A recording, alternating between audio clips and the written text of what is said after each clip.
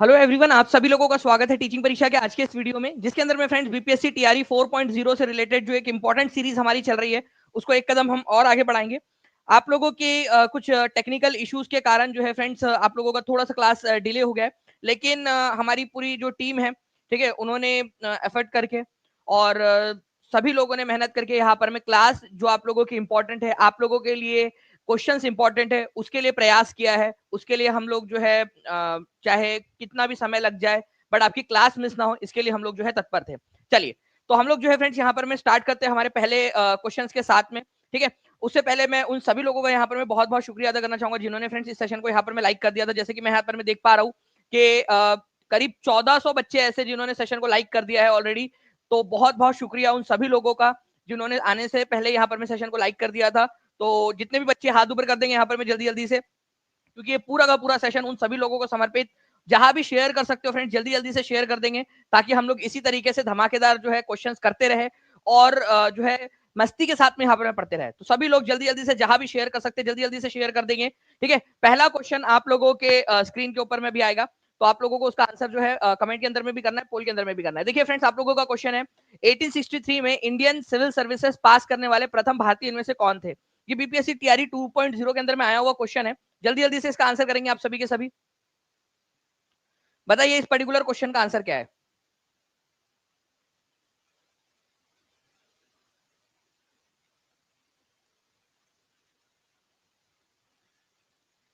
आप सभी लोग जल्दी जल्दी से आंसर करते जाएंगे इस पर्टिकुलर क्वेश्चन का। देखिए यहाँ पर मैं बोला गया है आप लोगों से कि 1863 में इंडियन सिविल सर्विसेज पास करने वाले पहले व्यक्ति कौन थे। तो ये जो आप लोगों के व्यक्ति थे फ्रेंड्स, इनको कौन सा वाला प्रांत अलॉट किया गया था, ये भी क्वेश्चन पूछा जा सकता है, ठीक है। तो आप लोगों को याद रखना है, उनको बॉम्बे प्रेसिडेंसी, बॉम्बे प्रांत जो है अलॉट किया गया था सत्येंद्र नाथ टैगोर को, ठीक है। कौन से साल में इन्होंने जो है इस एग्जाम को पास किया था, ये भी आप लोगों से पूछा जा सकता है। 1863 में इन्होंने पास किया था, ठीक है। तो Indian civil services Satyendra Nath Tagore ने कौन से साल में पास किया था, ठीक है। तो आप लोगों का जो आंसर हो जाएगा फ्रेंड्स वो हो जाएगा यहाँ पर में option number B, Satyendra Nath Tagore, जिनको आप सत्येंद्र नाथ ठाकुर के नाम से भी जानते हो। एक्चुअल में इनका नाम ठाकुर ही था, बट अंग्रेजों ने क्या कर दिया, ये ठाकुर का टैगोर कर दिया था, ठीक है, टैगोर कर दिया था। ये याद रखना है आप लोगों ने। तो रविंद्रनाथ भी रविंद्रनाथ ठाकुर था, रविंद्रनाथ टैगोर हो गया वो। ओके, चलिए। तो 1863 ये याद रखेंगे आप सभी के सभी। 1863, अच्छा कौन सा प्रांत इनको अलॉट हुआ था, ये भी क्वेश्चन बन सकता है। तो याद रखिएगा आप लोग जो है बॉम्बे प्रेसिडेंसी, क्योंकि जब भी आप, जैसे आप लोगों को जिला अलॉकेट होता है, आप टीचर बनते हो, तो वैसे ही जब सिविल सर्वेंट बनते हैं तो कोई ना कोई प्रांत, कोई ना कोई, जैसे आज आज के समय में हमारे समय में कोई भी राज्य अलॉट होता है सिविल सर्वेंट को कि उस राज्य में जाकर वो अपनी सेवाएं देगा। वैसे उस समय में प्रांत जो थे बॉम्बे, ठीक है, बंगाल, मद्रास, ठीक है, सिंध प्रांत, ये यूनाइटेड प्रोविंसेस आपका, तो इस तरीके से अलग अलग प्रांत थे, तो बॉम्बे प्रेसिडेंसी इनको दी गई थी। नाउ फ्रेंड्स, आपको बताना है यहाँ पर में, ये न्यू एनसीईआरटी और ओल्ड एनसीईआरटी दोनों के अंदर में दिया हुआ था आपका, who is referred to as soul in ancient Roman mythology, ठीक है। रोमन माइथोलॉजी के अंदर में सोल किसको कहा गया है। 3 मिनट के अंदर में 1600 से भी ज्यादा बच्चे हमारे साथ में जुड़ चुके हैं, 1800 आप लोगों ने लाइक्स कर दिए हैं। तो ऐसे ही फ्रेंड्स जल्दी से जहां भी शेयर कर सकते हो, एक एक बार सभी बच्चे शेयर कर देंगे फ्रेंड्स, ठीक है। जल्दी से, मैंने आप लोगों से प्रॉमिस किया हुआ है कि जिस दिन हमारे 5000 प्लस बच्चे यहाँ पर में लाइव हो जाएंगे, उसके अगले ही दिन मैं आपके लिए बड़ा वाला सेशन लूंगा। तो आज से ही तैयारी शुरू कर दीजिए, जहां भी शेयर कर सकते हो जल्दी से शेयर कर देंगे आप सभी के सभी, जल्दी से। तो देखिए फ्रेंड्स, आप लोगों को बता दूं कि सोल जो है फ्रेंड्स, ये सूर्य देवता है। रोमन माइथोलॉजी के अनुसार सोल मतलब, ठीक है, सूर्य देवता है। और इसी के नाम पर हमारे हमारे जो ग्रह का जो पूरा सिस्टम है उसको सोलार सिस्टम कहते हैं हम लोग, ठीक है, सौर मंडल, सोलार सिस्टम।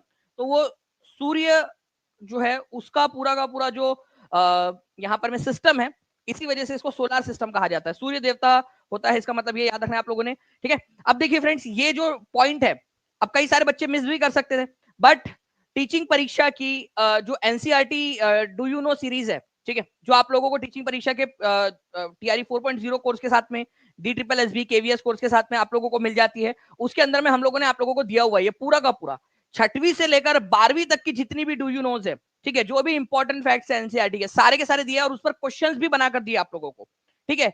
10,000 से ज्यादा क्वेश्चंस आप लोगों की डू यू नो सीरीज के ऊपर में हमने बनाकर दिए है। और ये आप लोगों का, ठीक है, अभी फिलहाल के अंदर में जो आपका कोर्स है उसके अंदर में कॉम्प्लीमेंट्री आपको जो है कॉम्प्लीमेंट्री उसके साथ में मिल रहा है।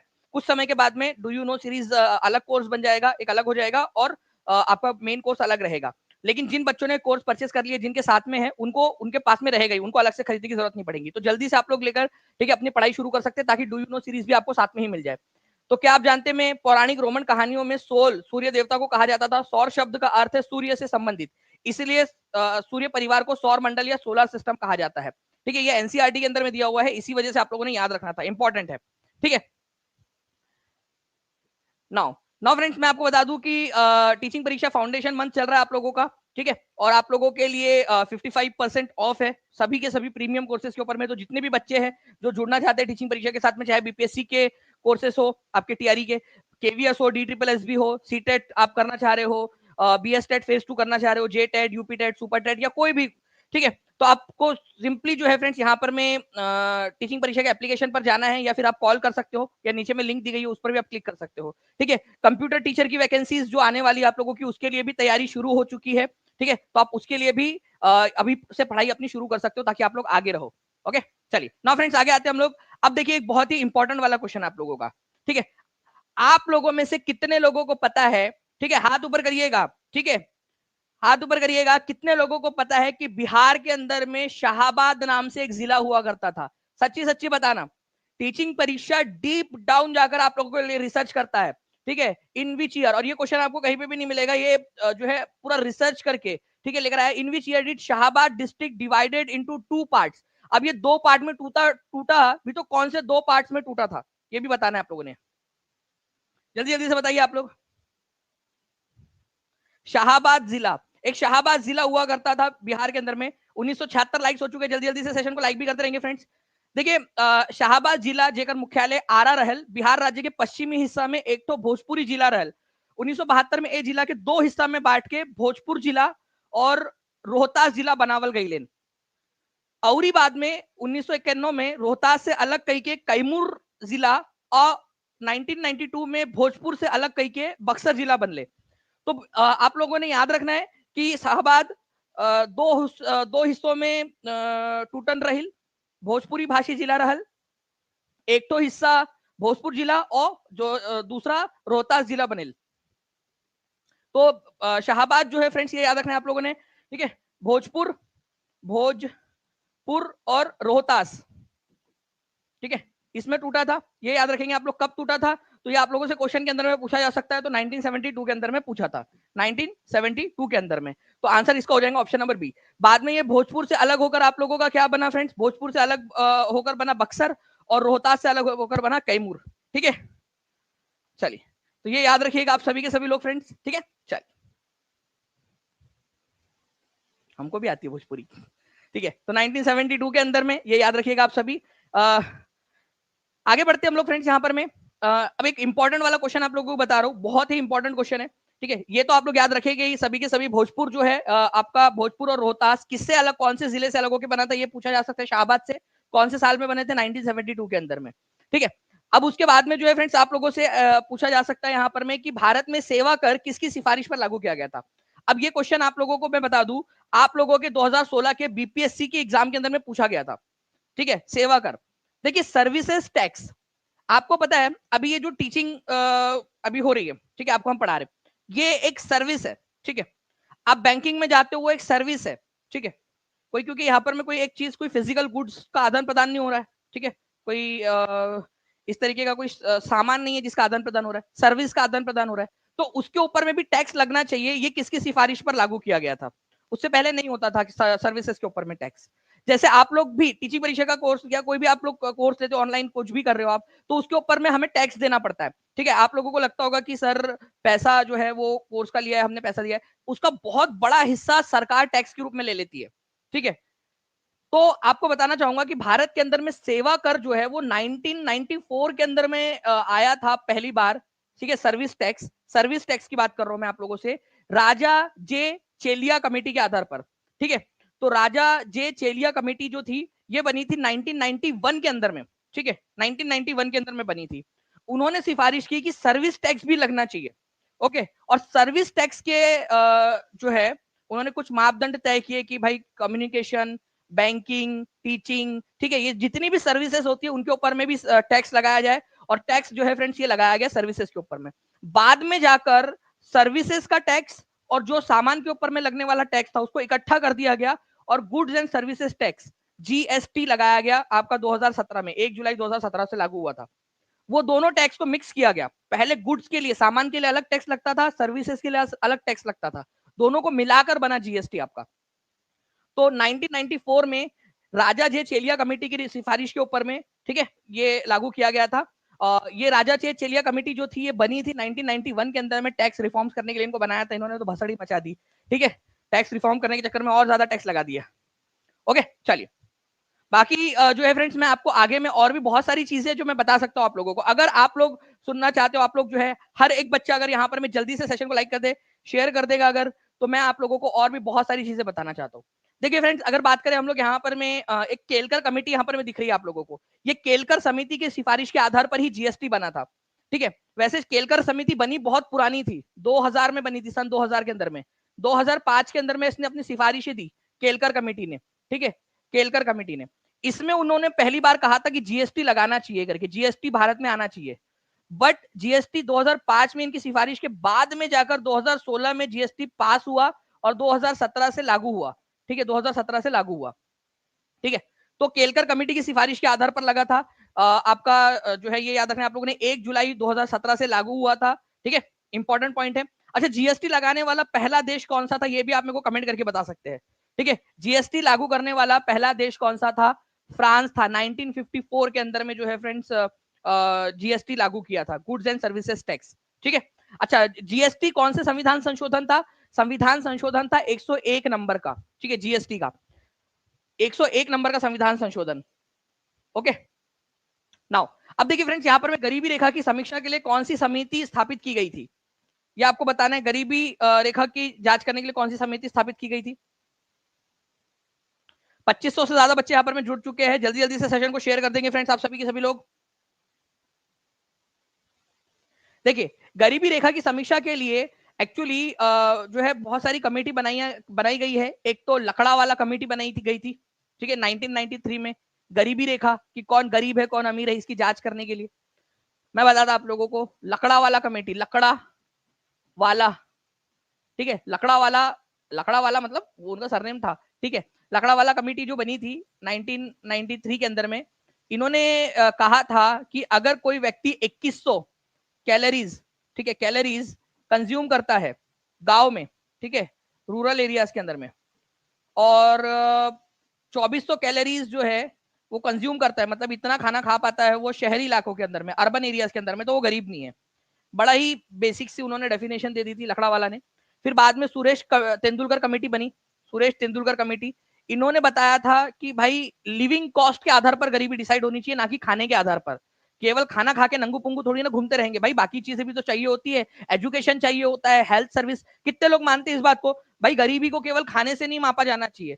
अगर आपको हेल्थ की सुविधाएं नहीं मिल पा रही, आप हेल्थ एज्यूम नहीं कर पा रहे हो, अफोर्ड नहीं कर पा रहे हो, तो भी आप गरीब हो।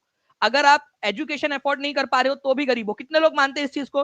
तो सुरेश तेंदुलकर कमेटी जो थी उन्होंने यही वाली बात कही थी फ्रेंड्स, इन्होंने लिविंग कॉस्ट का कंसेप्ट दिया। इन्होंने जो है क्या दिया था, लकड़ा वाला कमेटी नहीं, लकड़ा वाला कमेटी ने जो है यहाँ पर में दिया था कि भाई खाना मिल रहा है तो गरीब नहीं है। इन्होंने लिविंग कॉस्ट के ऊपर में ज्यादा ध्यान दिया उन्होंने, लिविंग कॉस्ट, गरीबी को पैमाना बना कि भाई जीवन जीने के लिए पर्याप्त जो है वो मिल पा रहा है या नहीं, ठीक है। चलिए, तो सुरेश तेंदुलकर कमेटी ये याद रखना है आप लोगों ने फ्रेंड्स, ये बनी थी आपकी 2005 के अंदर में, 2009 के अंदर में इन्होंने अपनी सिफारिश, अपनी रिपोर्ट जो है वो दी थी, ठीक है, सुरेश तेंदुलकर कमेटी। वैसे इनके बाद में एक रंगराजन कमेटी भी बनी, रंगराजन कमेटी, ठीक है, वो भी गरीबी रेखा के ऊपर में ही आधारित थी, ठीक है, ये भी याद रखना है आप लोगों ने, ठीक है। सी रंगराजन कमेटी भी बनी थी आप लोगों की, उन्होंने रिव्यू किया था measurement of poverty in the country, मतलब रिव्यू करने के लिए बनाया गया था कि भाई वापस से एक बार देखते हैं कि गरीबी को कैसे डिफाइन किया जाए, उसके लिए 2012 में सी रंगराजन कमेटी बनी थी। चलिए कोई नहीं, मैं आपको बता दूंगा उसको भी आगे में। ये क्वेश्चंस आपके टीचिंग परीक्षा के एप्लीकेशन पर उपलब्ध है, ठीक है, टीआरई 4.0 की बैच के साथ में आपके, तो आप लोग जरूर इनको अटेम्प्ट कीजिएगा। आप सभी लोगों के लिए, जिन भी बच्चों ने टीआरई 4.0 का बैच लिया हुआ है, उन सभी लोगों को ये सब भी मिला हुआ है, ठीक है, आपके बैच के अंदर में। तो उनको अच्छे से ज्यादा अटेम्प्ट कीजिए। आप लोगों को 65 papers, NCERT do you know, बहुत सारी चीजें मिली हुई है, ठीक है, तो उनको आप लोगों ने अटेम्प्ट करना है अच्छे से। चलिए नाउ फ्रेंड्स, गरीबी रेखा की समीक्षा के लिए कौन सी समिति स्थापित की गई थी, review the concept of poverty line, ठीक है। तो सुरेश तेंदुलकर कमेटी बनी थी एक समय में, ये याद रखना आप लोगों ने, 2005 के अंदर में, ठीक है। 2009 में उन्होंने अपनी ये दी थी। देखिए SSC GD NDA Agniveer army के अंदर में भी क्वेश्चन आया है 2023 के अंदर में ये। तो बताइए आंसर क्या होगा इस क्वेश्चन का। जो भी बच्चा स्टार्टिंग से देख रहा है वो बहुत आसानी से इस क्वेश्चन का आंसर कर सकता है।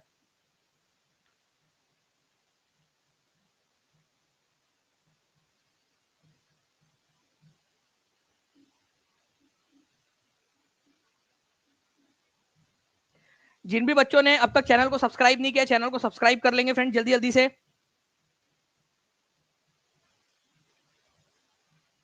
कंप्यूटर की बैच स्टार्ट हो चुकी है जी। तो सिविल सर्विसेज सेवा की अर्हता प्राप्त करने वाला पहला भारतीय कौन था? तो सत्येंद्रनाथ टैगोर या सत्येंद्रनाथ ठाकुर, दोनों आ सकता है आपका। जब बीपीएससी के अंदर में आया था तो ठाकुर लिख कर आया था, यहाँ पर मैं आया तो टैगोर लिख कर आया। मैंने आपको बता दिया कि अंग्रेजों का ये जो है यहाँ पर में बोलने में उनको दिक्कत होती थी, ठाकुर तो टैगोर कर दिया था उन्होंने। 1863 के अंदर में उन्होंने ये एग्जाम पास की थी, ये भी क्वेश्चन बन सकता है, तो प्लीज इसको भी याद रखिएगा आप सभी के सभी लोग। ओके चलिए, तो A is the correct answer. Now friends, Bharat में सेवा कर पहली बार पेश किया गया था। चलिए अब देखिए आप लोगों का पूरा जो है, जो मैंने अभी पढ़ाया आपको थोड़ी देर पहले, ठीक है, उसकी रिवीजन आप लोगों की हो जाएंगी। राजा चे राजा जे चेलिया कमेटी बनाई गई थी 1991 में। उनकी सिफारिश के आधार पर 1994 के अंदर में पहली बार जो है सेवा कर सर्विस टैक्स भारत के अंदर में आया था, ठीक है, 1994 में। बीपीएससी के अंदर में क्वेश्चन पूछा गया तो कौन सी कमेटी के रिपोर्ट के आधार पर बनाया गया था वो? तो राजा जे चेलिया कमेटी की रिपोर्ट के आधार पर बनाया गया था, ठीक है। 1991 में बनी थी वो कमेटी, 1994 में उसको लागू किया गया था। नरसिम्हा राव उस समय में जो है प्रधानमंत्री थे, ठीक है, पीवी नरसिम्हा राव। चलिए, तो आंसर इसका ऑप्शन नंबर जो है फ्रेंड 3 हो जाएगा, ये याद रखिएगा आप सभी के सभी। ओके नाउ फ्रेंड्स, एक क्वेश्चन है, निम्नलिखित में से जो वस्तु विनिमय पद्धति की एक सही विशेषता है वो बताना है आप लोगों ने, बार्टर सिस्टम की। क्योंकि एग्जाम के अंदर में बार्टर सिस्टम के ऊपर में बेस्ड क्वेश्चन भी आप लोगों से पूछे जाते हैं, तो जल्दी से बताइए इसका आंसर क्या होने वाला है आप लोगों का।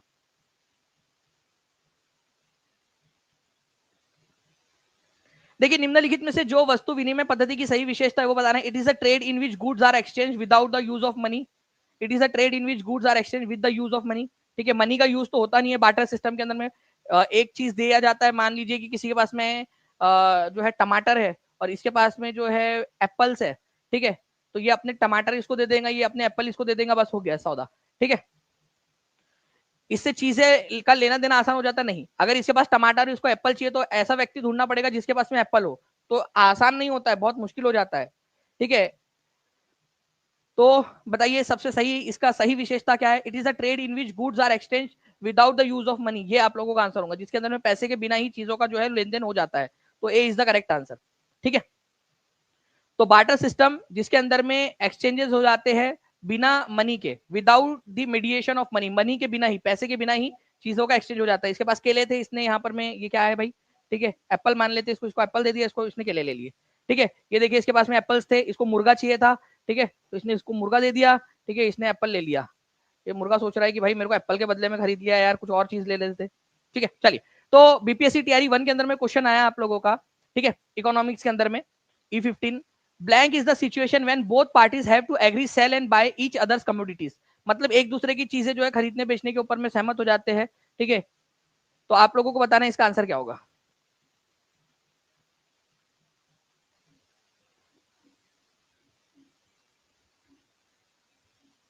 अब यहां पर मैं एक इंपॉर्टेंट कैश है, ठीक है, इस चीज के अंदर में, इसको ध्यान से देखना है आप लोगों ने, ठीक है, ध्यान से समझिए आप लोग। यहां पर में सेल और बाय लिखा हुआ है, ठीक है, सेल और बाय, ठीक है। और सेल और बाय कब होता है आप लोगों का? एक्सचेंज नहीं हो रहा है, यहाँ पर में सेल और बाय हो रहा है, मतलब खरीदा और बेचा जा रहा है, ठीक है। तो खरीद रहा है और बेच रहा है, और यहाँ पर में even without use of money, ठीक है, विदाउट यूज ऑफ मनी ऐसा भी नहीं लिखा है, विदाउट, ठीक है, विदाउट यूज ऑफ मनी ऐसा भी नहीं लिखा है यहाँ पर में, ठीक है। तो इसको आप बार्टर सिस्टम नहीं बोलेंगे, इसको बोलेंगे आप लोग, देखिए एक व्यक्ति है, ठीक है, वो एक दूसरे की चीज को खरीद लेगा, ये इसकी चीज को खरीद लेगा, तो चाहतों का दोहरा संयोग इसको कहा जाता है, ठीक है, डबल कोइंसिडेंस ऑफ वांट्स, ठीक है, एक दूसरे की चीजें खरीदने के लिए तैयार हो गए। बार्टर सिस्टम के अंदर में क्या होता है? मनी का इस्तेमाल नहीं होता है। ओके, आई थिंक अब आप लोगों को आवाज आ रही होगी फ्रेंड्स, ठीक है, एक बार चेक कर लीजिए प्लीज। अब सब सही है, चलिए गुड। तो देखिए फ्रेंड्स, मैं आप लोगों को बता रहा था यहाँ पर मैं विदाउट यूज ऑफ मनी यहाँ पर मैं बताया नहीं गया था, इसी वजह से जो है यहाँ पर ये आप लोगों का बार्टर सिस्टम जो है वो नहीं होगा, डबल कोइंसिडेंस, इसका जो सटीक आंसर है वो डबल कोइंसिडेंस ऑफ वांट्स है, ठीक है। चल,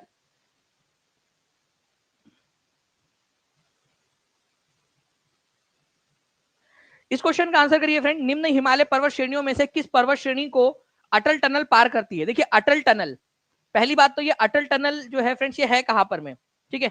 एनसीईआरटी के अंदर में ये दिया हुआ है आप लोगों का 10वीं कक्षा की ज्योग्राफी की पुस्तक के अंदर में, ठीक है। आप लोगों का ये दुनिया की सबसे लंबी, ठीक है, हाईवे टनल है, वर्ल्ड्स लॉन्गेस्ट हाईवे टनल है अटल टनल, 9.02 किलोमीटर, ठीक है, 9.02 किलोमीटर जो है ये लॉन्ग है। ये मैं आप लोगों को बता दूं फ्रेंड्स कि पीर पंजल रेंज के अंदर में, चलो अब मैंने आप लोगों को एक हिंट हिंट दे दिया, पीर पंजल रेंज के अंदर में है ये, ठीक है, पीर पंजल रेंज के अंदर में। अब पीर पंजल रेंज में भी कौन सी वाली, ठीक है, तो पीर पंजल रेंज में भी पूर्वी पीर पंजल जो रेंज है उसके अंदर में ये आप लोगों को मिलेंगी, ईस्टर्न साइड के अंदर में, ठीक है। पूर्वी पीर पंजल रेंज के अंदर में मनाली से लाहौल स्पीति को जोड़ती है ये, ठीक है। तो ये भी याद रखना है आप लोगों ने, अटल टनल किसको जोड़ती है? मनाली, मनाली से, ठीक है, लाहौल स्पीति को जोड़ती है, ठीक है, हिमाचल में। तो ये आप लोगों ने थोड़ा सा याद रखना था इसको, लाहौल स्पीति को जोड़ती है मनाली से। और अटल टनल की वजह से क्या हुआ कि पहले क्या होता था, 6 महीने रास्ता बंद रहता था बर्फ की वजह से, लेकिन अब क्या हुआ, अटल टनल बन जाने की वजह से अब साल भर जो है लाहौल स्पीति और मनाली के बीच में जो है आवागमन हो सकता है, ठीक है। ये इसको बनाया था BRO ने, बॉर्डर रोड ऑर्गेनाइजेशन ने, ठीक है। आप लोगों को दिखाना चाहूंगा फ्रेंड्स, यहाँ पर मैं आप देख सकते हो ये डू यू नो में दिया हुआ है। आप लोगों को फिर से एक बार बता दूं, टीचिंग परीक्षा के पेड कोर्स के अंदर में पूरे के पूरे डू यू नोज अवेलेबल करवा के दिए गए, हिंदी इंग्लिश दोनों के अंदर में, प्लस उन पर बेस्ड क्वेश्चंस भी दिए गए हैं। जो बच्चा उसका सही से इस्तेमाल करेगा, जो सही से जो है उसका यूज कर लेगा, वो आगे बढ़ जाएगा, ठीक है। यूनिक एक कंसेप्ट है, एक यूनिक तरीका है टीचिंग परीक्षा का आप लोगों को आगे बढ़ाने का, सिलेक्शन के साथ में रैंक दिलाने का, ठीक है। तो जितने भी बच्चे हैं वो इसको कर लेंगे। यहाँ पर पूर्वी पीरपंजल रेंज के अंदर में डू यू नो इसके अंदर में दिया हुआ है, वर्ल्ड लॉन्गेस्ट हाईवे है आपका, 9.02 किलोमीटर की है, बॉर्डर रोड ऑर्गेनाइजेशन BRO ने इसको बनाया था, ठीक है। चलिए अब मैं आप लोगों से एक क्वेश्चन पूछना चाहूंगा फ्रेंड्स, आप सभी के सभी यहाँ पर में मुझे बता भी सकते हैं, ठीक है, जितने बच्चों को पता है। BRO की स्थापना कौन से साल में हुई थी? ये क्वेश्चन आता है अक्सर, ठीक है, वो क्वेश्चन आप बता दीजिएगा, ठीक है। चलिए, रंग राजन समिति निम्नलिखित में से किससे संबंधित थी? जल्दी बताइए, इस क्वेश्चन का आंसर करेंगे सभी के सभी बच्चे। रंग राजन समिति किससे संबंधित थी? BRO की पूछा तो किसी ने 1767 लिखा, भाई इतना पुराना नहीं है BRO। BRO की स्थापना कब हुई थी? अगर ये क्वेश्चन आप लोगों से आ जाए तो सिंपल से याद रखना, 7 मई 1960 को हुई थी, ठीक है, 1960 को, ठीक है। रंगराजन समिति जो है फ्रेंड्स ये कब बनी थी, किससे संबंधित है? वैसे रंगराजन समिति 3 बार बनाई गई है, 1993 के अंदर में, सन 2000 के अंदर में, 2012 के अंदर में, ठीक है। लेकिन यहाँ ऑप्शंस के अनुसार अगर मैं बात करूं आप लोगों से, ठीक है, तो इसको मेजर करने के लिए, measurement of poverty in the country, इसके लिए बनाया गया था इसको, ठीक है। पुअर्टी को भारत के अंदर में, ठीक है, गरीबी को कैसे नापा जाए, गरीबी को, उसके लिए बनाई गई थी रंगराजन कमेटी 2012 के अंदर में, जिसने अपनी रिपोर्ट दी 2014 में। बट इस रिपोर्ट पर कुछ भी नहीं हुआ, ठीक है, ये रिपोर्ट बनी, ठीक है, लेकिन इसके ऊपर में कोई कार्रवाई अब तक नहीं हुई है। जो तेंदुलकर कमेटी की सिफारिश थी उसी के आधार पर अभी जो है वो मेनली लास्ट उसी को माना जा रहा है, ठीक है। रंगराजन समिति ने थोड़ा सा व्यापक तौर पर दिया था, ठीक है।